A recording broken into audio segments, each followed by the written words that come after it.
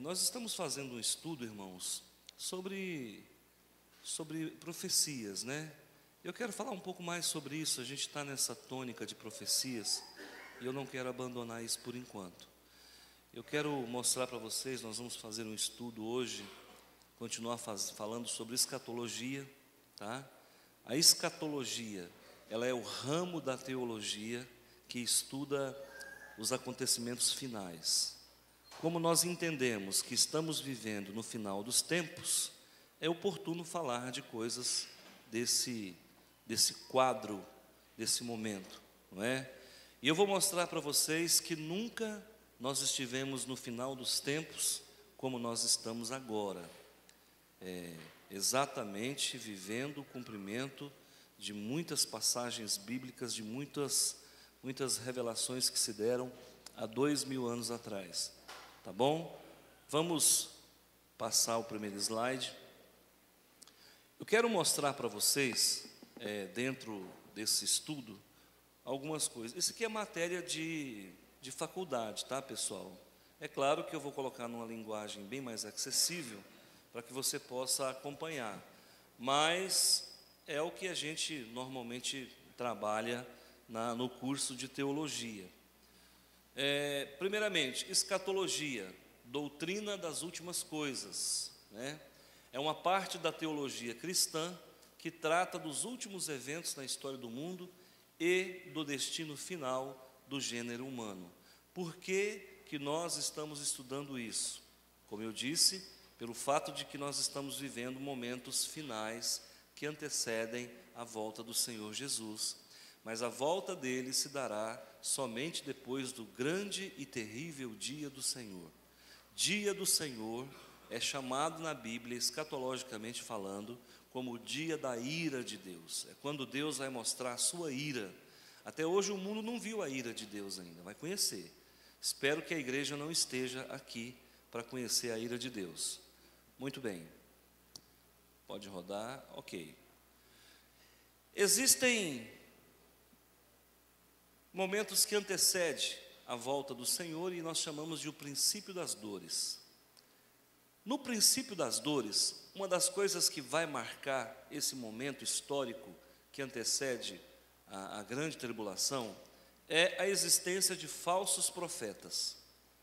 E todo falso profeta e toda falsa doutrina, ela sempre vai ser constituída em cima desses elementos aqui. Então vamos lá. Uma seita, ou seja, uma falsa doutrina, uma heresia, ela vai estar pautada na Bíblia Sagrada, ou na pessoa de Deus, ou na queda do homem e o pecado, ou a pessoa é a obra de Cristo, a salvação e o porvir. Existe uma religião chamada Tabernáculo da Fé. Todo respeito, né, a essa religião, mas ela contém alguns ensinamentos que veio de um homem chamado William Branham. William Branham morreu na década de 50, se não me falha a memória. Foi um homem muito usado por Deus. Na época, alguns jornalistas chegaram a dizer que ele era a encarnação de João Batista. Tamanho o poder que ele tinha. William Branham era um homem tão usado por Deus que uma pessoa chegava e ele contava a vida dela. Ele dizia: olha, você mora na rua tal, o seu nome é fulano de tal, a sua casa é número tal, e assim, uma capacidade de revelar como ninguém. Muitas pessoas eram curadas por ele. Certa feita ele trabalhava com tabernáculos, né? Ele montava uma tenda bem gigante, e ali as pessoas vinham, e depois na semana seguinte ele montava aquela tenda num outro lugar. Por isso que era chamado de tabernáculo, porque o tabernáculo é móvel, diferente da igreja. A igreja é fixa, o tabernáculo é móvel. E aí, uma certa feita, um pastor americano que estava desenganado dos médicos, ele era um homem aí de uma meia-idade, e ele tinha se decepcionado muito com Deus, assim, porque ele estava doente, paciente terminal, sem esperança nenhuma. Ficou sabendo que William Branham estaria naquele lugar, E aí então ele foi e se sentou lá em algum lugar no meio daquela multidão. E no meio do culto, William Branham apontou para ele: você, vem aqui, eu quero conversar com você. Aí aquele homem saiu, foi até onde ele estava, e ele contou, falou: olha, você é pastor, está fora do ministério, está com a enfermidade terminal, os médicos já te desenganaram, disseram que você não tem cura, você está magoado com Deus, você está magoado com a igreja, por conta dessa enfermidade. E contou a vida dele toda. No final ele disse: mas eu tenho uma notícia boa para você. Hoje o Senhor não só te cura, como restabelece seu ministério. E naquele dia, naquela hora, aquele homem foi curado. Então, vários exemplos assim se deram na vida e no ministério desse homem. Ele conhecia a Bíblia como ninguém, ele tinha a Bíblia de cor na cabeça. Então, realmente não tem como nós dizermos que não havia o poder de Deus operando na vida daquele homem. Só que em um dado momento, até as pessoas que acompanhavam William Branham perceberam que ele mudou. Não se sabe porquê, mas ele começou a se ensoberbecer. É o perigo, né, de quem é muito usado por Deus. E aí ele criou uma heresia. Ele desenvolveu uma heresia que a Eva teve relação sexual com Satanás. E o Caim não era filho de Adão. O Caim era filho de Satanás. Por isso, aí ele usa argumentos bíblicos, é claro, para tentar justificar essa teologia dele. E por isso que ele fala que lá em Gênesis capítulo 6, se não me falha a memória, Deus fala: os filhos dos homens e os filhos de Deus, dizendo que os filhos dos homens eram a descendência de Caim, e Caim era filho de Satanás. Eu não sei se vocês sabem que existe essa, e hoje está florescendo isso no meio teológico, essa teologia de que o homem, a raça humana, teve relação sexual com deuses, com anjos. Isso está presente na mitologia egípcia, isso está presente na mitologia grega, isso está presente na mitologia romana, e na mitologia grega é muito forte essa questão de deuses ter relação sexual com homens, com mulheres no caso. O livro de Enoque, que é um apócrifo, apócrifo significa oculto. O livro de Enoque, que é um livro apócrifo, ele relata que os anjos, dá até nome, tiveram relação sexual com as mulheres. Por conta disso nasceram gigantes, os nefilins e os anaquins. Há relatos arqueológicos de que realmente existiram pessoas de estatura muito grande. A Bíblia fala de homens de quase 3 metros de altura. Segundo esse apócrifo, se deu por conta de relação sexual entre homens e anjos, tá? No livro de Enoque fala isso. A Bíblia não dá base para isso, tá? Mas há quem defenda. E o próprio William Branham faz essa defesa de que Caim era descendente de Satanás, tá? Era filho de Satanás. Bom, isso tudo aqui é conjectura. Eu entendo isso como uma heresia. Não acredito mesmo que seja, tá? A Bíblia não dá margem para a gente ter essa concepção, mas a heresia nasceu, e quando ele morreu surgiu a religião Tabernáculo da Fé, tá? Aqui em Rio Verde tem uma igreja do Tabernáculo da Fé. Eles são crentes, mas eles têm profeta, e o profeta deles é o William Branham. É igual ao adventista do sétimo dia, eles são crentes, mas eles têm profeta, que é a profetisa Ellen White, tá bom? Então nós vamos ver aqui 4 seitas, 4 heresias que têm um pano de fundo para dificultar ou tentar driblar o entendimento das pessoas quanto ao final dos tempos. Bom, o catolicismo é a primeira heresia que foi fundada. Há uma linha ascendente do tempo. O catolicismo, as principais heresias pregadas pelos católicos são Pedro, como fundamento da igreja. Tu és Pedro, e sobre esta pedra edificarei a minha igreja. A igreja católica entende que esta pedra sobre a qual está edificada a igreja é Pedro, divergentemente de nós, que cremos que a pedra, que a rocha é Cristo. Acho muito pouco provável que Jesus colocasse nos ombros de um homem o peso de uma igreja. Acho muito pouco provável. Porque, irmãos, uma igrejinha desse tamanho como essa nossa aqui, vocês não sabem o peso que faz nas costas de um homem, de um pastor como eu. Tem dia que eu estou cansado, irmãos, de nada. Porque existe um peso espiritual sobre a comunidade. Pecados, iniquidades, situações. Normalmente a gente aprende, né, que a pessoa aceitou Jesus, é nova criatura, as coisas velhas já passaram, o demônio saiu correndo e o demônio não aproxima mais. Eu não creio dessa forma. Eu vejo o demônio oprimindo o crente, eu vejo o demônio fazendo cilada para crente, e eu vejo o demônio usando a boca de crente, a mente do crente, o comportamento do crente. Eu sou dessa teologia porque eu vejo isso todo dia. E a própria Bíblia mostra que Jesus, em certo momento, disse para Pedro: arreda Satanás. O próprio Pedro teve a boca dele usada por Satanás. Então, se um apóstolo que fazia parte do colégio apostólico, só tinha 12, só existiu 12 apóstolos na face da terra, dentro do colégio apostólico. Se você tem Paulo, se você tem Pedro, que foi usado por Satanás, imagine nós, irmãos, se não vigiarmos, o quanto seremos usado também. Então a Igreja Católica prega que o fundamento da igreja está sobre os ombros de Pedro. Não concordamos, é contra a nossa posição bíblica de fé. Segundo, mariolatria, culto e adoração a Maria. Duas coisas que a Igreja Católica prega quanto a Maria, que nós discordamos veementemente. Primeiro, eles falam que Maria era uma mulher sem pecado. Mentira, porque a Bíblia diz que todos pecaram e destituídos estão na glória de Deus. Eles falam que assim como Deus poupou Jesus do pecado original, que de fato poupou mesmo, Deus também poupou Maria do pecado original.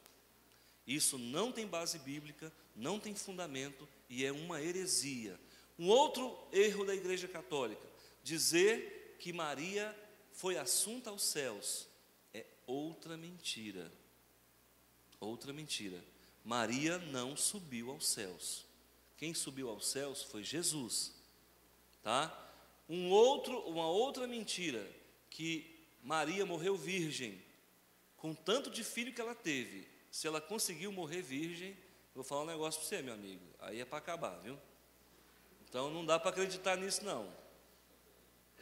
Eu tenho mais facilidade de acreditar que o Jonas engoliu a baleia do que um negócio desse, né? Tá bom? E essa mariolatria, irmãos, ela só foi constituída após o século V. Até o século V o mundo não era mariólatra, não.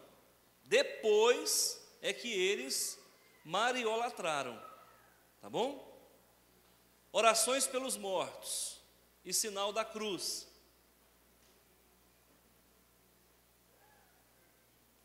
Toda vez que você vai falar com Deus,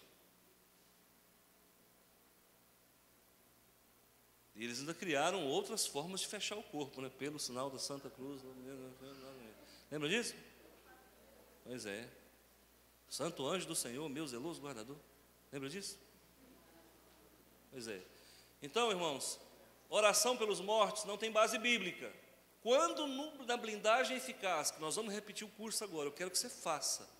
Lá eu mostrei para vocês que é bíblico confessar pecado de antepassados, mas não é bíblico orar para antepassado. Quando eu confesso o pecado de antepassado, eu estou falando com Deus, não estou falando com quem morreu, não. Estou falando com Deus. Quem fez o curso de blindagem viu e nós provamos na Bíblia. Daniel confessou pecado de antepassado, Neemias confessou pecado de antepassado, e você vai ver Esdras confessando pecado de antepassado. Muito bem. Adoração às imagens, outra balela, outra mentira. Como é que uma religião consegue, irmãos, manter uma mentira dessa? E o que é pior, os fiéis vão nesse barco furado. Se a Bíblia condena, meu irmão, pelo menos umas 50 mil vezes, não adoreis imagem, não façais escultura do que há no céu, na terra ou embaixo da terra. Não pode fazer. As imagens, os ídolos não podem nada. Tá bom? Canonização dos santos, outra balela. Quem sou eu para dizer quem é santo diante de Deus? Quem sou eu para dizer que o meu avô que morreu pode interceder por mim junto ao Pai? Quando a Bíblia diz que entre Deus e os homens só há um mediador, Jesus Cristo, o homem. Segundo a Timóteo, acho que 5:15. Bom, aqui, purgatório. Meu irmão, se você quiser que eu encontre base bíblica para purgatório, eu vou encontrar para você, aqui na Bíblia. Mas é uma base bíblica fraca. Nós não podemos estabelecer uma doutrina em cima de uma base fraca. Eu sei de onde eles tiraram essa questão do purgatório. Eles tiraram aqui do Sermão da Montanha, quando ele diz, a palavra diz, quando Jesus disse, e de lá não saireis enquanto não houverdes pago o último centavo. Eles tiraram essa questão do purgatório daqui, que é muito pouco, para você formular uma doutrina, uma heresia, e tiraram de alguns livros apócrifos, como Macabeus e outros. Então, a Igreja Católica, infelizmente, pisou no tomate e tirou a Igreja do trilho. O alto clero, a comitia curiata romana, acabou tirando a Igreja Católica do prumo. Vamos lá, pode passar. Uma outra heresia, que é o princípio das dores. Tudo isso aí, gente, mostrar para vocês que a volta de Jesus é precedida por princípio de dores. E uma das características do princípio das dores é a heresia, é a falsa doutrina, falsa religião e os falsos profetas. O Espiritismo, esse cara aqui, Leon Hippolyte Rivail, ele recebeu um pseudônimo chamado Allan Kardec. Por que ele foi chamado de Allan Kardec? Ele nasceu em 1804, ele era professor de física, química, biologia, história, ele era catedrático, professor de universidade. Ele era um francês. Ele foi chamado de Allan Kardec porque, segundo o entendimento dele, no tempo dos celtas e dos druidas, ele foi um monge, e lá nessa encarnação de monge, ele tinha o nome de Allan Kardec. Então, no século XIX, ele assumiu esse pseudônimo de Allan Kardec, fazendo homenagem a uma antiga reencarnação dele como monge druida, tá? Ele acreditava que a reencarnação ser a reencarnação de um poeta cujo nome era Allan Kardec. Eu vou discordar, isso não é verdade. Isso aqui, não sei de onde que essa pessoa tirou, mas eu vivi no Espiritismo muitos anos, eu sei falar de carteirinha. Ele usou esse nome Allan Kardec devido a uma encarnação que ele teve como monge druida, e não como poeta, tá bom? Ele publicou os livros, o livro dos médiuns, ele fez o que a Bíblia fez. Ele lançou 5 livros, que é chamado Pentateuco, Livro dos Médiuns, Livro dos Espíritos, Evangelho segundo o Espiritismo, o que é o Espiritismo, Obras Póstumas e Céu e Inferno. Mas esses livros aqui são o Pentateuco do Espiritismo. O Espiritismo é muito bem fundamentado, viu? Vocês não se enganem com ele, não. Não pense que é uma religiãozinha barrela, não, porque ela é muito bem estruturada, muito bem fundamentada dentro da sua doutrina. Outras heresias, possibilidade de comunicação com os espíritos desencarnados.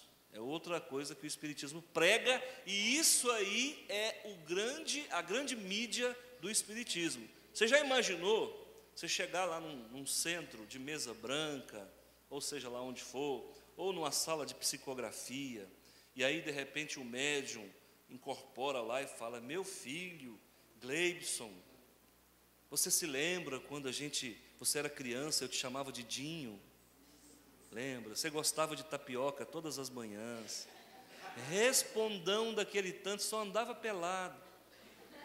Barriga chega lumiava de tanta lombriga, você lembra, meu filho? Porque é assim que eles fazem, irmãos. Esses demônios vêm contando detalhes. Aí a pessoa fala: não tem jeito, é o vovô. Até a voz é a mesma, e às vezes não é a mesma. Mas a pessoa fica tão maravilhado com aquelas revelações que até parece que está vendo a voz, é o mesmo timbre. E na verdade não é o mesmo timbre. Não é a mesma voz e não é a mesma pessoa. Entendeu? Então, isso é midiático para o espiritismo. O Brasil é o país mais espírita do mundo. Nem a França é tão espírita quanto o Brasil. Aliás, o país menos espírita é a França. O Brasil é o país mais espírita por causa de um homem chamado Chico Xavier. Se tem um cara que promoveu o espiritismo no mundo, chama-se Chico Xavier. Por quê? Caridoso, não tinha boca para ofender ninguém, desarraigado de todas as posses. Chico Xavier morreu pobre. Chico Xavier era para ser o homem mais rico do mundo, mas por causa do desprendimento material, por causa das obras de caridade que ele fez, e por causa de tantas psicografias com riqueza de detalhes, o espiritismo explodiu no Brasil. Entende? Hoje, o expoente que ficou do espiritismo kardecista é o Divaldo Pereira Franco. Tem a Zíbia Gasparetto, tem o Ariston Santana, que são pessoas que promovem ainda o espiritismo no Brasil. Eu não estou falando do espiritismo mediunista, não, porque você tem lá em Abadiânia o João de Deus, que é um espiritismo mais mediúnico, é um espiritismo mais de cortar, de sangrar, de curar. Chico Xavier não era dessa linha, ele era de uma linha de conhecimento, de filosofia, tá? André Luiz, segundo o espiritismo, é o pseudônimo que Oswaldo Cruz usou após a morte.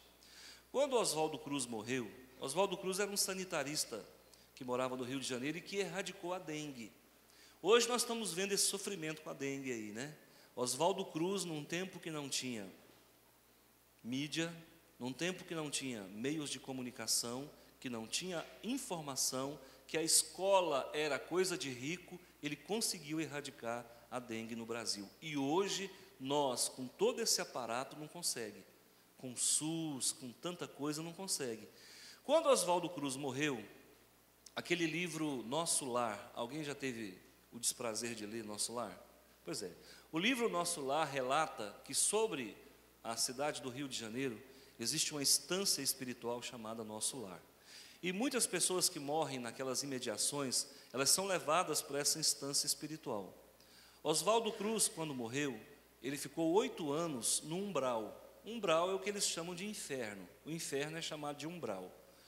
E Oswaldo Cruz ficou 8 anos no umbral, sofrendo. Ali, tal. Em um determinado momento, nesse sofrimento todo no mundo espiritual, ele chegou à conclusão que existia um Deus, porque ele era meio ateu.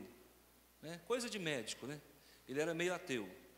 E aí, ele clamou lá no inferno, lá no umbral, e aí imediatamente, quando ele clamou pedindo a Deus perdão pelos seus pecados, lá do umbral, Deus mandou alguns padioleiros, né, que são enfermeiros do mundo espiritual, e aí Deus manda então 2 padioleiros, e esses padioleiros descem, colocam Oswaldo Cruz numa maca, leva para o Nosso Lar, que é uma instância que está sobre a cidade do Rio de Janeiro. E lá ele passou por um processo de cura, de libertação no mundo espiritual, e começou a usar o nome de Oswaldo Cruz nas suas psicografias. Acontece que a família dele entrou com um processo contra a Federação Espírita Brasileira, a FEB, e por conta disso ele teve que usar um pseudônimo, e o pseudônimo é André Luiz. Então esse André Luiz nunca existiu. Segundo o Espiritismo, quem existiu foi Oswaldo Cruz, que usou o nome de André Luiz para evitar os processos que a família católica, os processos que a família estava impetrando contra a FEB. ênfase na caridade, crença na reencarnação. Gente, pensa no tanto que eu tive dificuldade de abandonar isso aqui, ó. Da mesma forma que o culto a Maria para o católico é condição sine qua non para ser católico, para o espírita a questão da reencarnação. E para mim foi relatado muitas encarnações que eu tive no passado. Eu tive vários relatos, coisas que, se eu contar para você, eu cheguei a ver como se fosse um filme em 3D. Eu, em uma das minhas encarnações anteriores, com riqueza de detalhes e explicação por que eu passava por algumas situações. Porque nessa encarnação X que eu tive há uns 300 anos atrás, eu tinha feito algumas coisas que geraram a legalidade contra mim. Então, assim, a pessoa passa por tudo isso, e você sabe que eu tenho visão aberta para o mundo espiritual, e acaba que você fica muito confiante naquilo. Para desmanchar isso aí não é fácil, não. Olha aqui, a ênfase na caridade como critério para a salvação. Jesus foi um médium. Ai, meu Deus, aí não faz isso comigo, não. Jesus era médium, viu, irmão? Bom, se ele era médium, ou ele era um aparelho, ou ele era um cavalo, ou ele era um burro. Porque o médio, ou ele é aparelho, ou ele é cavalo, ou ele é burro. Vocês estão entendendo que patamar que eles estão colocando Jesus? Só que Jesus era um médium de quem? De Deus. Deus é um ser impessoal. Vamos lá. Pode rodar. Testemunha de Jeová, outro povo perigoso. Agora aqui é perigoso, viu? Então, veja bem, o que o Testemunha de Jeová fez? Ele plantou na mente da pessoa que esse pessoal que sai na rua estão dando o seu dízimo. Enquanto você devolve o dízimo aqui no gasofilácio, eles devolvem na casa dos outros, enchendo o saco todo domingo de manhã. E aí o que acontece? Com isso, aí você fala, mas como é que esse povo consegue? Que eu tento chamar o povo aqui para evangelizar, o povo não quer, gente. Então agora eu vou instituir o dízimo do evangelismo, igual o TJ. Para quê? Para o povo ter coragem de evangelizar, porque lá deu certo. Eles acabaram o quê? Fazendo o povo trabalhar de graça, motivando o povo a trabalhar em cima de uma construção teológica. A mesma coisa acontece com essa questão aí da Igreja Católica ou de qualquer seita. Eles pegam um princípio teológico, incute na mente da pessoa, e a pessoa começa a trabalhar na certeza de que aquilo vai redundar em bênção, vai redundar nisso, naquilo outro, mas está usando um princípio teológico para escravizar as pessoas. Malaquias capítulo 3. Pois eis que vem o dia e arde como fornalha todos os soberbos e todos os que cometem perversidade serão como restolho. O dia que vem os abrasará, diz o Senhor dos Exércitos, de sorte que não lhes deixará nem raiz nem ramo. Mas para vós outros que temeis o meu nome, nascerá o sol da justiça, trazendo salvação nas suas asas. Saireis e saltareis como bezerros soltos da estrebaria. Pisareis os perversos, porque se farão cinza debaixo das plantas dos vossos pés, naquele dia que prepararei, diz o Senhor dos Exércitos. Lembrai-vos da lei de Moisés, meu servo, a qual lhes prescrevi em Horebe para todo Israel, a saber, estatutos e juízos. Eis que eu vos enviarei o profeta Elias, antes que venha o grande e terrível dia do Senhor. Ele converterá o coração dos pais aos filhos e o coração dos filhos aos seus pais, para que eu não venha e fira a terra com maldição. Vamos lá. Quem é que vai vir antes do grande e terrível dia do Senhor? Elias. Vamos lá. O grande e terrível dia do Senhor já aconteceu? Há consenso nisso? O grande e terrível dia do Senhor já aconteceu? Sim ou não? Não. Então aquele João Batista não pode ser Elias.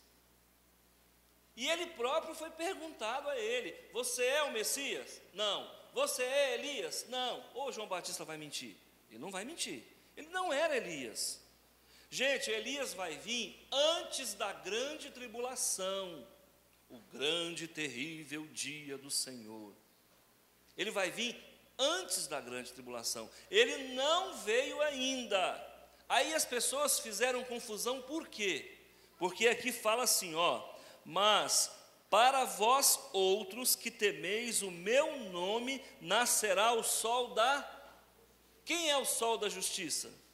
Jesus. Jesus é o sol da justiça. Então preste atenção. João Batista veio, preparou o terreno para Jesus vir. Dá a impressão que é quem? Elias. Mas não é Elias. Eu vou te dizer por quê. Primeiro, porque Elias vai vir antes da grande tribulação. A grande tribulação não aconteceu. Vai vir antes de Jesus, mas é antes da segunda vinda de Jesus e não da primeira. Por que eu falo que é? Por que você vai entender isso? Olha aqui, ele converterá o coração dos pais aos filhos. Leva a crer o quê? Que quando Elias vier, a família vai estar o quê? Desestruturada. Quando Elias vier, os pais já não têm amor pelos filhos e os filhos não têm amor pelos... Isso se parece com há 2000 anos atrás ou se parece com agora? Vai desmontando a mentira. Então, João Batista nunca foi Elias. Ué, pastor, mas por que Jesus disse: mas Elias já veio e vocês não o conheceram, no entanto lhes trataram como lhes aprouve? Como é que Jesus então faz essa ligação de João Batista com Elias? Irmãos, é o Espírito que operava no ministério de João.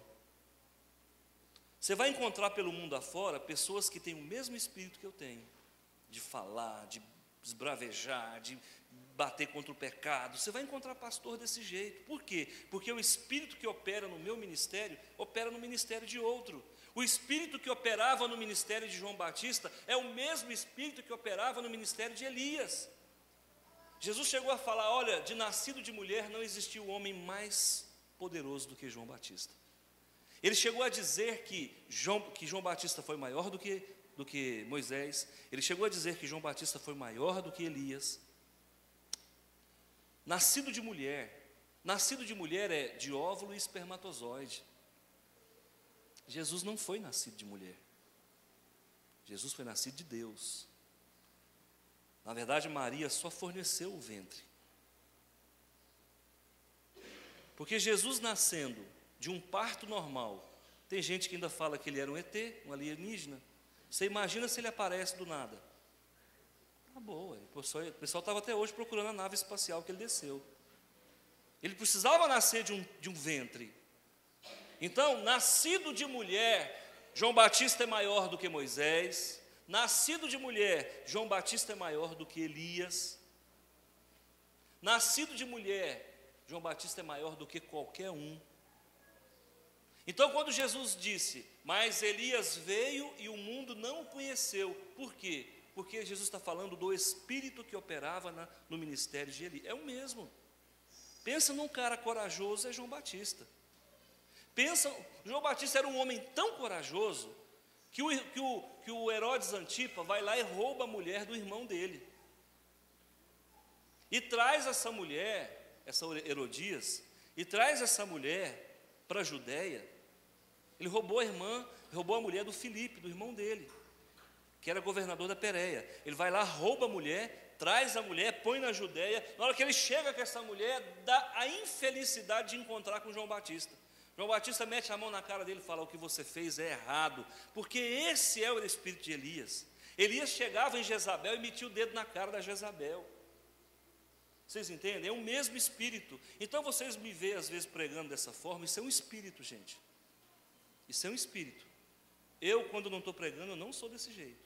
É um espírito. É o meu. Quando eu venho aqui, pastor, o senhor incorpora? Pra você entender aí, é isso aí. Porque a Bíblia fala que o Espírito Santo possuía Sansão. Possuía, olha o termo que a Bíblia fala. É quase uma incorporação. É possuir mesmo. O Espírito Santo, ele enche a pessoa e ele toma posse. É por isso que a gente fala com força, fala com autoridade. Por quê? Porque naquele momento você está comissionado, você está sendo usado por Deus. Eu já ouvi várias pessoas, olha irmãos, isso aqui, por favor, eu estou dando um testemunho para vocês. Eu já ouvi várias pessoas falar: pastor, quando o senhor está falando, não é o senhor. Pastor, quando o senhor está pregando, não é o senhor. Eu já vi gente que não é crente falar isso. Porque é um espírito, gente. Então João Batista tinha o mesmo espírito, porque o Espírito Santo ele se manifesta em cada pessoa de uma forma diferente. Se você for lá para Eclesiastes capítulo 11, você vai ver Deus falando que existe 7 espíritos diante do trono de Deus. Pastor, mas o Espírito Santo não é só um? Mas ele tem 7 características que ele pode manifestar no ministério de alguém. Dependendo do meu temperamento, o Espírito Santo atua de um jeito. Dependendo do temperamento do outro, ele atua de outro. Você não vai ver o Billy Graham pregando como eu. Você vai ver o Billy Graham sentado. Ele acaba de chegar. Ele está aqui. E o povo começa a entrar em mistério. Totalmente diferente. Cada um Deus usa de um jeito. Entendeu agora a questão do Elias e do João Batista? Aí o espírita, que pensa num povo que viaja. O espírito, meu amigo, se você deixar qualquer cor, a vassoura, ele quer montar e quer subir, quer voar. Aí pega essa passagem de Elias e faz uma confusão. Não, porque João Batista era o Elias reencarnado. Mas se fosse Jesus, não teria falado, gente? Teria falado, ele quase falou. Começou, termina Jesus. Mas não tem como terminar, não é verdade.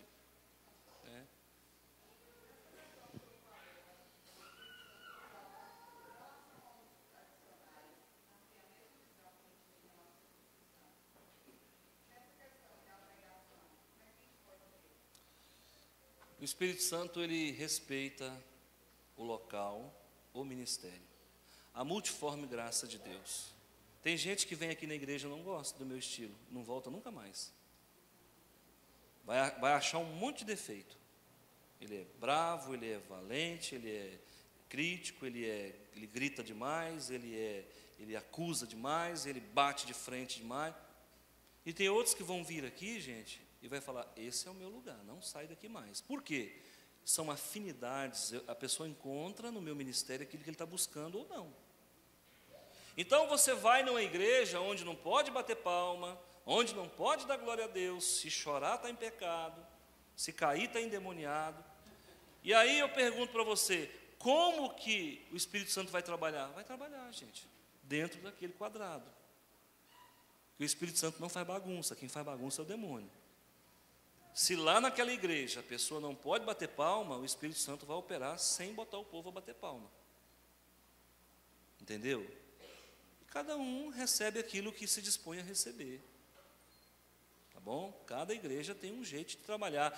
E mais interessante, irmãos, agora está provado e comprovado que toda igreja, todo pastor que quebra alguns paradigmas, a igreja cresce mais. A igreja cresce mais. Porque se você ficar naquele negócio, lembra da história lá de gente que escondeu o talento? Deus deu 5 talentos para um, acho que deu 3 para o outro, 2 para o outro, não é isso? Aí para aquele que deu 2, Jesus volta e fala assim, e aí, cadê os talentos? Senhor, está guardadinho, escondido debaixo da terra com medo de alguém roubar. Esse aí, irmãos, muitas vezes, é aquele crente, aquele pastor, aquela igreja, que poderia ir além, mas com medo de ser demônio, com medo de sair da ortodoxia da palavra, ele fica ali engessadinho, cuidando daquela meia dúzia de rebanho, cuidando da sã doutrina, e não sai daquilo não, e o povo que já converteu, converte de novo, porque não tem mais ninguém para converter, e vai ficando aquele negócio ali. Você entendeu?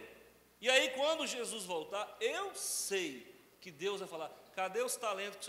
Senhor, eu tive muito zelo, muito cuidado, então por conta disso, o Senhor me deu 30 pessoas, eu pastoreei durante 30 anos, 30 pessoas, está aqui os 30.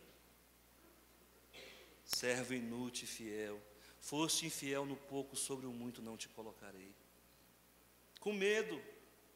Irmãos, quem tem medo de ir para o banheiro não pode comer. Se você tem medo de errar, larga de fazer a obra de Deus, porque nós vamos errar. Pastor Antônio tem uma lista de erro, mas meu amigo, se eu for ter medo de errar, eu não faço a obra de Deus. O Paulo, São Paulo, estou falando aqui é de Paulo, não é do Antônio não. Pensa num homem que errou.